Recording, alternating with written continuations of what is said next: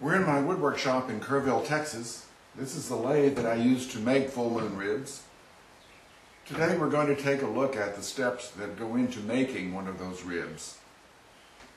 I have a fair supply of wood here today.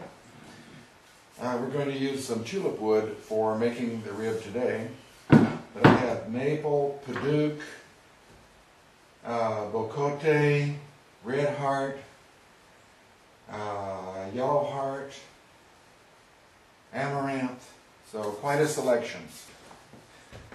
We have a 5-inch stock, so I'm going to measure a 5-inch square.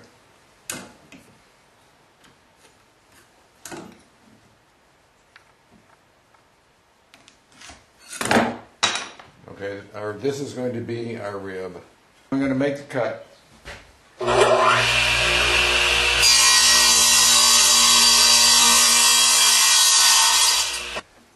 Now I've marked this in the center, and I'm going to attach the faceplate.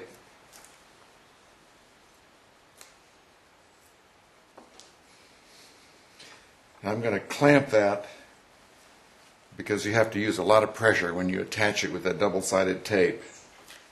Now I'm going to put the stock on the lathe so I can find the center.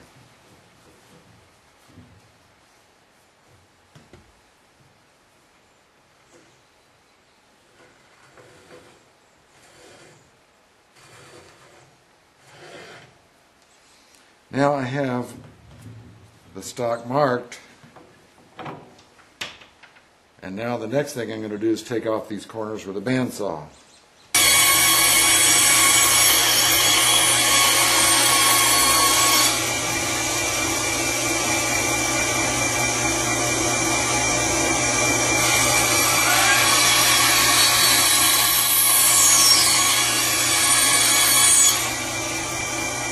Now I'm ready to turn the stock around.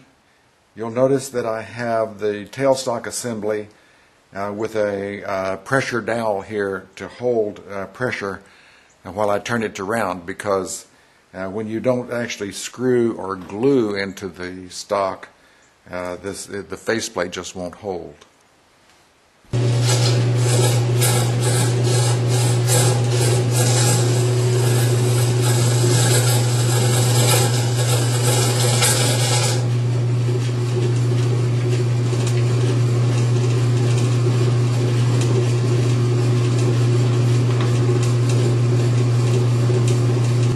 Now I'm preparing to put the front edge on it.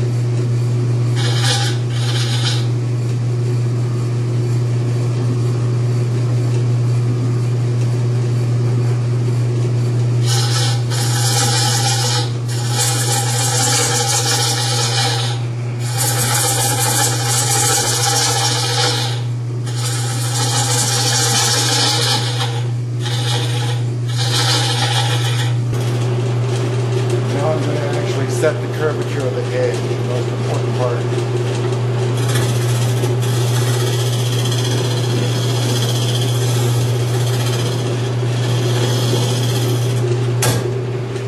Now I have the front surface turned more or less, and the edge is fairly well set, so I'm going to remove the tailstock assembly.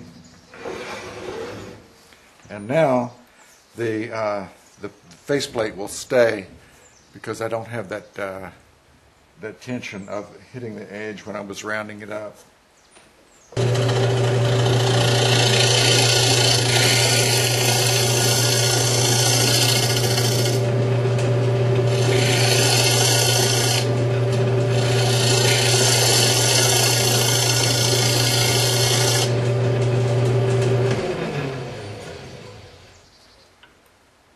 Okay, so now I've set the front surface, and I'm going to finish the edge with a sander.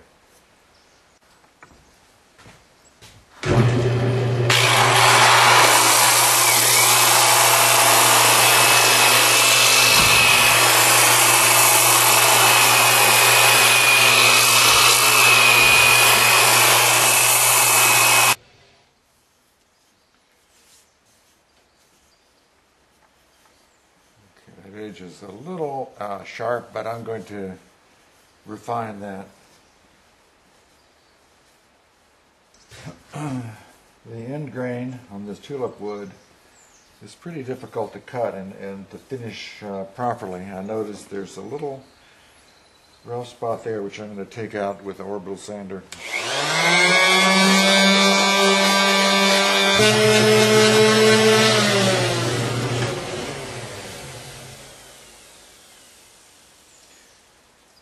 Okay, that's looking pretty good.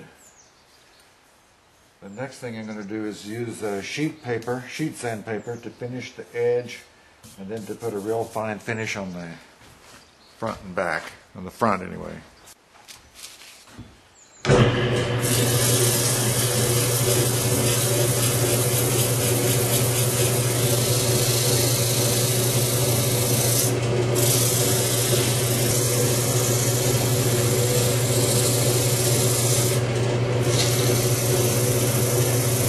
I like to really burnish that edge.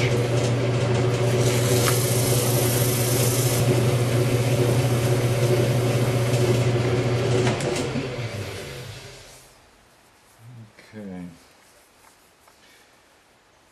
Nice. Okay, now we're ready to finish the front surface, so I'm going to put some teak oil on there.